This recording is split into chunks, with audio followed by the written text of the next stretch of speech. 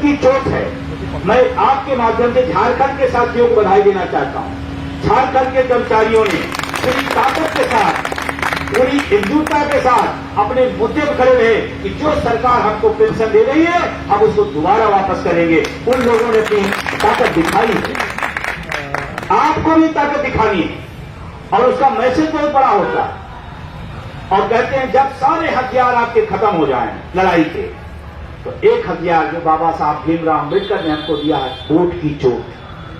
और ऐसी चोट है, ऐसी चोट है जो तलवार से भी ज्यादा काम करती है। तो मेरा बहुत देर नहीं, क्योंकि अभी बहुत दूर तक जाना है।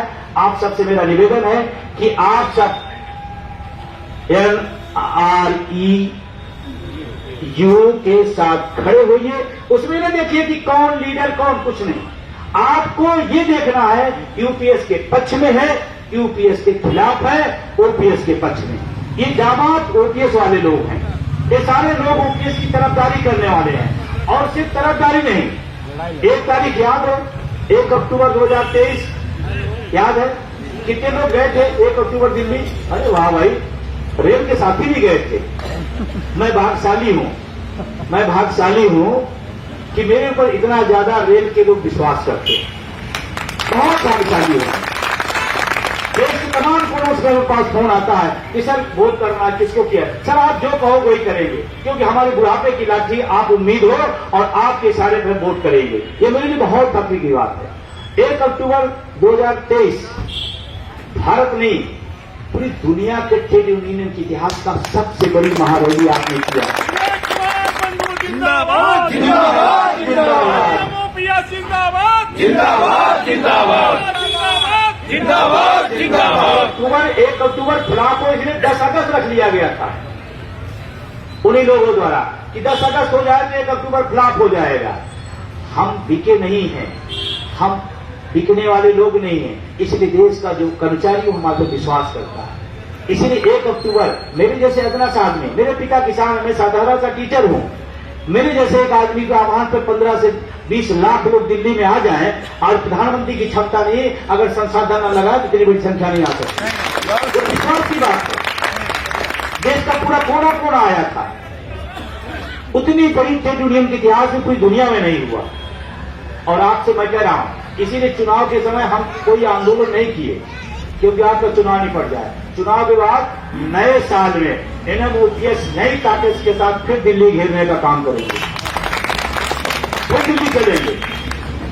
अच्छा, किसी ने कहा कि भाई आप बार बार कह रहे सरकार नहीं सुन रही है, तो क्या किया जाए? चुप हो जाया जाए, यह संघर्ष का और रास्ता मजबूत किया जाए।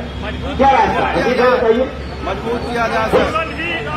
अच्छा, क्या भगत जी ने कहा अंग्रेजों आजादी दे दो, तो उन्होंने कहा आइए ले जाइए। बोला क्यों उन्होंने? वो क्या कहते?